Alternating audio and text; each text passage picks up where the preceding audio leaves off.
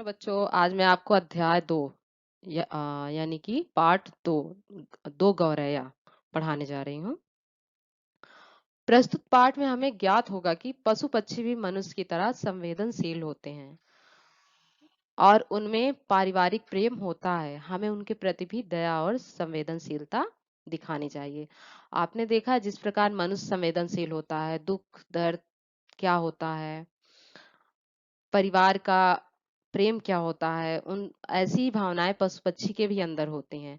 उनके मन में भी दया भावना होती है, इसलिए हमें उनके प्रति दया और संवेदनशीलता भी दिखानी चाहिए, ना कि उन्हें परेशान करना चाहिए। चलिए इस कहानी के माध्यम से जानते हैं कि कवि क्या बताने लेखक क्या बताने का प्रयत्न कर रहा है।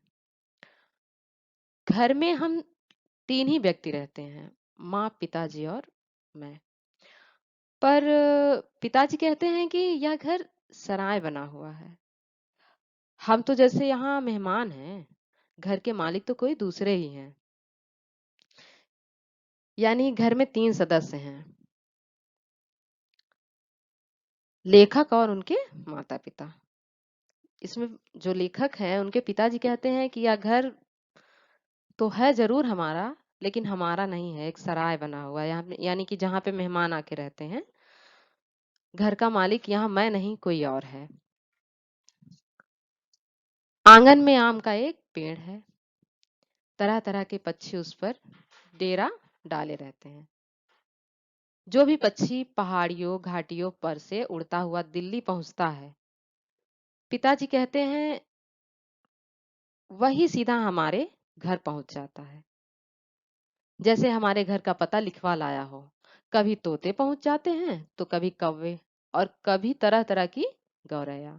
इतना शोर मचता है, लगता है कि कान के पर्दे फट जाएंगे।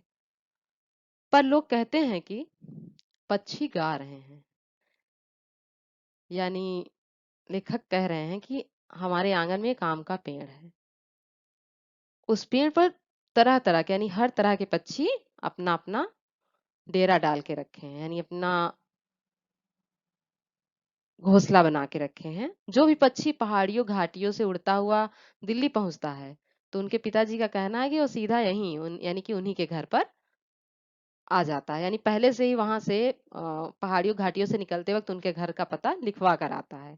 कभी तोते, कभी कौवे, कभी तो गौरैया, सभी आते हैं और इतना शोर मचाते हैं कि उन्हें ऐसा महसूस होता है कि उनके कान के पर्दे फट जाएंगे। पर कुछ लोग ये कहते हैं कि पक्षी चिल्ला नहीं रहे हैं, वो तो गाने गा रहे हैं। घर के अंदर भी यही हाल है, बीसियों तो चूहे बसते हैं। रात भर एक कमरे से दूसरे कमरे में भागते फिरते हैं। वह धमा चौकड़ी मचती है कि हम लोग ठीक से सो भी नहीं पाते। बर्तन गिरते हैं, डिब्बे खुलते हैं, प्याले टूटते हैं। एक चूहा अंगीठी के पीछे बैठना पसंद करता है। शायद बूढ़ा है, उसे सर्दी बहुत लगती है। दूसरे को बाथरूम की टंकी पर चढ़कर बैठना पसंद है, उसे शायद गर्मी बहुत लगती है। बिल्ली हमारे घर में रहती है तो नहीं, पर हाँ, कभी कभी झांक जाती है। मन आया तो अंदर आकर दूध पी गई, और ना मन आया तो बाहर से ही म्याऊं कहकर चली जाती है। घर में कबूतर भी हैं। दिन भर गुटर गूं का संगीत सुनाई देता है। इतने पर ही बस नहीं, घर में छिपकलियां भी हैं और ततैया भी हैं। चींटियों की तो जैसे फौजी डेरा डाले हैं। यानी लेखक का घर तरह तरह के जीव जंतुओं का बसेरा बना हुआ है। उनके घर का यह हाल है कि एक दो चूहे नहीं, बीसों चूहे रहते हैं। रात भर एक कमरे से दूसरे कमरे में भागते फिरते रहते हैं। कोई बर्तन गिरा रहा है, कोई डिब्बे खोल रहा है, कोई प्याले तोड़ रहा है। यानी सब अपने अपने कार्यों में लगे हुए हैं। कोई चूहा अंगीठी के पास बैठना पसंद करता है। अब भाई उसका बुढ़ापा आ गया है तो ज्यादा दौड़ भाग नहीं कर सकता, धमा चौकड़ी मचा नहीं सकता। तो लेखक यहाँ पर कह रहे हैं कि शायद उसको ठंडी लग रही हो, इसलिए वो ऐसा कर रहे हैं। दूसरा बाथरूम की टंकी पे चढ़ के बैठता है, उसको शायद गर्मी लग रही हो। बिल्ली आती तो है, मतलब बिल्ली यहाँ रहती नहीं है, कभी कभार आ जाती है। और झाँक कर चली जाती है। कभी मन करता है तो अंदर आके दूध पी लेती है और कभी बाहर से ही म्याऊँ करके चली जाती है। कबूतर भी हैं जो कि दिन भर गुटर गूं का संगीत सुनाते रहते हैं। अब इतने में ही पूरे नहीं हो जाते हैं, घर में छिपकलियां भी हैं, ततैया भी और चींटियां तो जैसे यहीं पर फौज तैयार कर रही हूँ, इस तरह से दिखाई देती। अब एक दिन दो गौरैया सीधे अंदर घुस आईं और उड़ उड़कर मकान देखने लगी। कभी किसी रोशनदान पर जा बैठती तो कभी खिड़की पर। फिर जैसे आई थी वैसे ही चली भी गईं। पर 2 दिन बाद हमने क्या देखा कि बैठक की छत में लगे पंखे के गोले में उन्होंने अपना बिछावन बिछा लिया है और सामान भी ले आई। मजे से बैठी दोनों गाना गा रही हैं। जाहिर है कि उन्हें घर पसंद आ गया था। लेखक बता रहे हैं कि एक दिन दो गौरैया सीधे अंदर घुस आईं और उड़ उड़ कर मकान देखने लगी। यानी कि वो मकान देखने आई, किराएदार बनकर रहने का मन बना लिया हो, जैसे इस तरह से लग रहा था। तो अंदर आके घर का निरीक्षण कर रही हैं कि हमारा रहने का स्थान कहाँ होना चाहिए। कभी किसी रोशनदान पर जाके बैठती हैं तो कभी खिड़की पर। फिर हर जगह अपना रैन बसेरा देखती फिर रही थी, उसके बाद फिर चली गई। 2 दिन बाद लेखक क्या देखते हैं कि बैठक की छत में लगे पंखे के गोले में उन्होंने अपना बिछावन बिछा लिया, यानी अपना घर बना लिया और अपना सामान भी उठा लाई हैं। मजे से बैठी दोनों गाना गा रही हैं। जाहिर है कि उन्हें यह मकान पसंद भी आ गया। माँ और पिताजी दोनों सोफे पर बैठे उनकी ओर देखे जा रहे थे। थोड़ी देर बाद माँ सिर हिलाकर बोली, अब तो ये नहीं उड़ेंगी। अब तो इन्होंने यहाँ घोंसला बना लिया है। यानी माँ पिताजी सोफे पे बैठ के देख रहे थे। देखने के बाद काफी देर देखने के बाद उनको ऐसा लगा कि अब तो ये यहाँ से जाएंगे ही नहीं। उनको यह घर पसंद आ गया। इन्होंने अपना यहाँ पे घोंसला बना लिया और अब यहीं रहने का विचार भी बना लिया है। पिताजी को गुस्सा आ गया।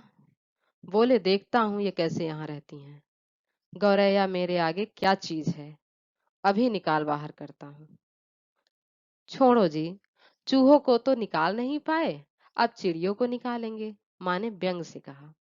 यानी कि जब माँ ने यह कहा कि अब ये लोग यहाँ से नहीं जाएंगे तो इस बात को लेके पिताजी को गुस्सा आया और उन्होंने कहा कि देखता हूँ ये कैसे नहीं जाती। गौरैया मेरे आगे है क्या चीज, अभी बाहर निकाल करता हूँ।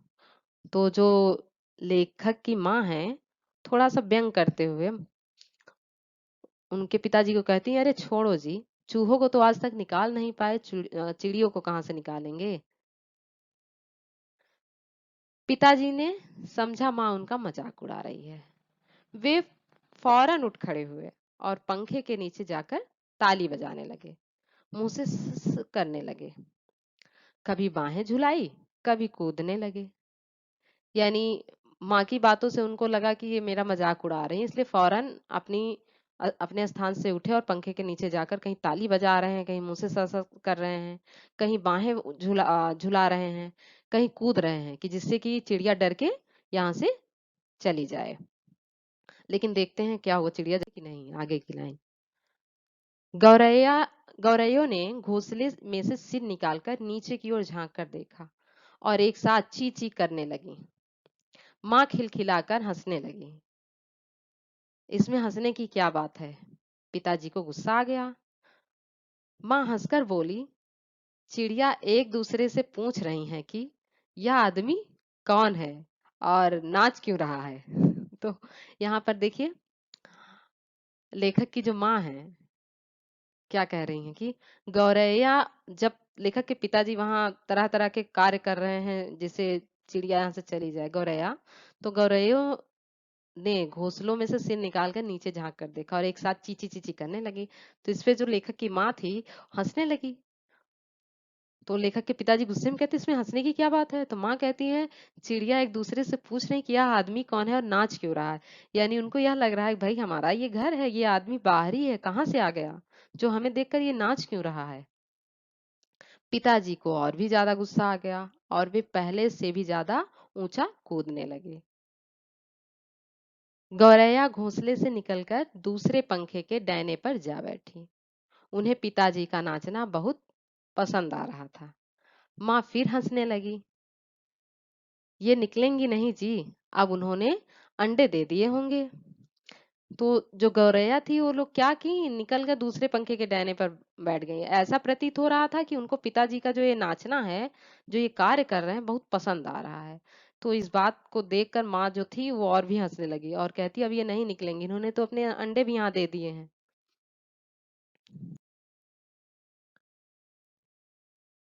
निकलेंगी कैसे नहीं, पिताजी बोले और बाहर से लाठी उठा लाए। उन्होंने लाठी से पंखे के गोले को ढकोरा। चींची करती गौरैया पर्दे के डंडे पर जा बैठी। पिताजी पर्दे के डंडे की ओर लपके। एक गौरैया रसोई घर के दरवाजे पर जा बैठी और दूसरी सीढ़ियों वाले दरवाजे पर। यानी पिताजी ने प्रण कर रखा था कि गौरैया को निकालना ही है। तो कहते हैं निकलेंगी कैसे नहीं, पिताजी बोले और बाहर से लाठी उठा लाते हैं। उन्होंने लाठी से पंखे के गोले को ढकोरा यानी हिलाया। तो जो चिड़िया थी वो चींची करते हुए पर्दे के डंडे पर जा बैठी। पिताजी ने जब पर्दे के डंडे की ओर लपके तो एक गौरैया रसोई घर के दरवाजे पर जा बैठी और दूसरी सीढ़ियों के दरवाजे पर। माँ फिर हंस दी। तुम तो बड़े समझदार हो जी, सभी दरवाजे खुले हैं और तुम गौरैया को बाहर निकाल रहे हो। एक दरवाजा खुला छोड़ो, बाकी दरवाजे बंद कर दो, तभी ये निकलेंगी। माँ जो थी फिर से हंसी और कहती बड़े समझदार, तुमने तो सारे दरवाजे खोल दिए हैं, गौरैया को बाहर निकाल रहे हो। एक दरवाजा खुला छोड़ो, बाकी दरवाजे बंद कर दो, तभी तो निकलेंगी। अब पिताजी ने मुझे झिड़क कर कहा, तू खड़ा क्या देख रहा है, जा दोनों दरवाजे बंद कर दे। यानी पिताजी को गुस्सा आया तो लेखक पर ही सारा गुस्सा उतार रहे हैं और कहते हैं कि तू क्या देख रहा है, जाके पहले दरवाजा बंद। मैंने भागकर दोनों दरवाजे बंद कर दिए, केवल रसोई घर का दरवाजा खुला रहा। यानी जो लेखक था वो दौड़ के जाता है और दरवाजे बंद कर देता है, केवल एक दरवाजा छोड़ता है जो कि रसोई घर का होता है। पिताजी ने फिर लाठी उठाई और गौरैया पर गौरैयों पर हमला बोल दिया। चींची करती चिड़िया कभी एक जगह से तो कभी दूसरी जगह जा बैठती। आखिर दोनों रसोई घर वाले दरवाजे में से बाहर निकल गईं। पिताजी ने लाठी दीवार के साथ टिकाकर रख दी और छाती फुलाए कुर्सी पर आ बैठे। आज दरवाजे बंद रखो, उन्होंने हुक्म दिया। एक दिन अंदर नहीं घुस पाएंगी तो घर छोड़ देंगी। यानी पिताजी ने जो कार्य किया उस पे अब गर्व महसूस, उन्हें उन्हें लगा कि अब तो भाई मैं यार जीत ही गया हूँ। पिताजी ने फिर लाठी उठाई और गौरैया पर हमला बोला। चींची करती चिड़िया कभी एक जगह से दूसरी जगह जा बैठती। आखिर दोनों रसोई घर वाले दरवाजे से होती हुई बाहर निकल गई। अब पिताजी को थोड़ा सा आराम महसूस हुआ, रिलैक्स लगा और वो क्या किए कि लाठी को एक दीवार पे टिका कर रख दिया और छाती फुलाकर यानी खुशी के मारे कुर्सी पर बैठ गए कि भाई मेरी तो विजय हुई चिड़ियों को निकालने में। आज दरवाजे बंद रखो, उन्होंने हुक्म दिया। एक दिन अंदर नहीं आए घुसेंगी तो अपने आप यह घर छोड़ देंगी। तभी पंखे के ऊपर से ची ची की आवाज सुनाई पड़ी और माँ खिलखिलाकर हंस दी। मैंने सिर उठाकर ऊपर की ओर देखा, दोनों गौरैया फिर से अपने घोंसले में मौजूद थीं। यानी पिताजी अपनी विजय पर अभी प्रसन्न नहीं हो रहे थे। तभी क्या होता है कि पंखे के ऊपर से चींची की आवाज सुनाई देती है और माँ यह आवाज सुनते ही खिलखिला के हंस देती हैं। जब मैंने यानी कि लेखक ने ऊपर सिर उठा के देखा तो क्या होता है कि दोनों गौरैया फिर से अपने घोंसले में मौजूद थी। वो पुनः वापस आ गई थी, दरवाजे के नीचे से आ गई हैं, माँ बोली। पिताजी को फिर गुस्सा आ गया, उन्होंने दरवाजों के नीचे कपड़े लगा दिए और फिर लाठी झुलाते हुए उन पर टूट पड़े। चिड़िया चींची करती फिर बाहर निकल गई और थोड़ी देर बाद वे फिर कमरे में मौजूद थी। अब की बार वे रोशनदान से आ गई थी जिसका एक शीशा टूटा हुआ था। तो लेखक की माँ कहती देखो जी चिड़ियों को मत निकालो। माँ ने अब की बार गंभीरता से कहा, अब तो उन्होंने अंडे भी दे दिए होंगे, अब ये यहाँ से नहीं जाएंगे। यानी अब पिताजी को और भी ज्यादा गुस्सा आया, उन्होंने दरवाजे के नीचे कपड़ा लगवाया और फिर से लाठी उठाकर उनको बाहर किया। चिड़िया चींची करती बाहर निकल गई, लेकिन थोड़ी देर बाद क्या होता है कि वे फिर से कमरे में नजर आईं। तो इसके बाद देखा गया कि रोशनदान था उसका एक शीशा टूटा हुआ है, जिस रास्ते से वो अंदर आई थी। इस बात से लेखक की माँ जो थी वो उनके पिताजी से कहती है कि देखिए आप चिड़ियों को मत निकालिए, उन्होंने तो अब अंडे भी दे दिए हैं, अब वो यहीं रहेंगी, वो नहीं जाएंगी। क्या मतलब, मैं कालीन बर्बाद करवा लूं? पिताजी बोले और कुर्सी पर चढ़कर रोशनदान में कपड़ा लगा दिया और एक बार फिर चिड़ियों को बाहर खदेड़ दिया। तो पिताजी जो थे लेखक के, उन्होंने लेखक की माँ से कहा कि क्या मतलब क्या है तुम्हारा, मैं कालीन बर्बाद करवा लूं? यह बोले और कुर्सी पर चढ़कर रोशनदान में कपड़ा लगा दिया और एक बार फिर चिड़ियों को बाहर खदेड़ दिया। इतने में रात हो गई। हम खाना खाकर ऊपर जाकर सो गए। अगले दिन इतवार था। जब लोग नीचे उतर कर आए जब हम लोग नीचे उतर कर आए तो वे फिर से मौजूद थी और मजे मल्हार गा रही थी। पिताजी ने फिर लाठी उठा ली। उस दिन उन्हें गौरैयों को बाहर निकालने में बहुत देर नहीं लगी। अब तो रोज यही कुछ होने लगा। पिताजी परेशान हो उठे। आखिर कोई कहाँ तक लाठी चला सकता है? जब उनकी सहनशीलता जवाब दे गई तो वे कहने लगे कि वह गौरैयों का घोंसला नोचकर निकाल देंगे। वे फौरन ही बाहर से एक स्टूल उठा लाए। तो इतने प्रयत्नों के बाद चिड़िया नहीं जा पाई। काफी कुछ किया गया, फिर रात भी हो गई। सब लोग खाना खाकर ऊपर जाकर सो गए। अगले दिन इतवार था, रविवार था। जब सब लोग नीचे उतरे तो उन्होंने क्या देखा कि चिड़िया फिर से मौजूद हैं, वहां आ गई हैं और मजे से मल्हार गा रही हैं। पिताजी फिर से लाठी उठा लाते हैं और गौरैयों को जल्दी से बाहर निकालने की कोशिश करते हैं। इस बार देर नहीं लगी, गौरैया जल्दी बाहर हो गई क्योंकि उनको मालूम था रास्ता और फिर से आ जाती हैं, इसलिए तुरंत निकल भी गई थी। अब तो रोज यही कुछ होने लगा। पिताजी परेशान हो उठे। उन्होंने कोई कहाँ तक लाठी आखिरकार उन्होंने विचार किया कि कोई कहाँ तक लाठी चला सकता है। अब उनकी सहनशीलता जवाब दे गई और वे कहने लगे कि वह जो गौरैयों का घोंसला है उसको नोचकर ही निकाल देंगे। और वे फौरन एक स्टूल बाहर से उठा लाते हैं। घोंसला तोड़ना कठिन काम नहीं था। घोंसले में से अनेक तिनके बाहर की ओर लटक रहे थे। गौरैयों ने सजावट के लिए मानो झालर टांग रखी हो। पिताजी ने लाठी का सिरा सूखी घास के तिनकों पर जमाया और दाईं ओर को खींचा। दो तिनके घोंसले में से अलग हो गए। यानी जो घोंसला था उसको तोड़ना इतना कठिन काम नहीं था। घोंसले में से तिनकों किस तरह बाहर निकाला गया था, जैसे गौरैयों ने सजावट के लिए झालर लगा रखी हो। पिताजी ने लाठी का सिरा सूखी घास के तिनकों पर जमाया और दाईं ओर को खींचा। दो तिनके घोंसले में से अलग हो गए। तभी मैंने बाहर आंगन की ओर देखा और मुझे दोनों गौरैया नजर आईं। दोनों चुपचाप दीवार पर बैठी थी। इस बीच दोनों गौरैया कुछ दुबली हो गई थी और कुछ कुछ काली पड़ गई थी। अब वे चहक भी नहीं रही थीं। यानी जो लेखक थे उन्होंने जब बाहर देखा तो दोनों गौरैया वहीं बैठी थीं। बाहर की ओर देखा, बाहर आंगन की ओर, तो दोनों वहां पर बैठी मिली। दोनों चुपचाप दीवार पर बैठी थी। इस बीच दोनों कमजोर भी हो गई थी और कुछ काली भी पड़ गई थी। अब वे चहक भी नहीं रही थी, यानी जो चींची की आवाजें करती थी वो भी नहीं कर रही थी। भाई उनका घोंसला टूट रहा है तो थोड़ी सी तकलीफ थी उन्हें। अब पिताजी लाठी का सिरा घास के तिनकों के ऊपर रखकर वहीं रखे रखे घुमाने लगे। सूखी घास और रुई के फाहे, धागे और थिगलियां लाठी के सिरे पर लिपटने लगी। तभी सहसा जोर की आवाज आई, ची ची ची ची। यानी पिताजी ने घोंसले को हटाने के लिए लाठी का सिरा घास के तिनकों के ऊपर घुमाया और उस पर रखकर ही घुमाने लगे। सूखी घास और रुई के फाहे, धागे, इन सबसे जो मिलाकर उसने घोंसले बनाए थे वो लाठी के सिरे पर लिपटने लगी। तभी सहसा जोर जोर से आवाज आने लगी, चींची की। पिताजी के हाथ ठिठक गए। यह क्या? मैंने ऊपर देखा। पंखे के गोले के ऊपर से दो नन्ही नन्ही गौरैया सिर निकाले नीचे की ओर देख रही थी और ची ची करके मानो अपना परिचय दे रही थी। हम आ गई हैं, हमारे माँ-बाप कहाँ हैं?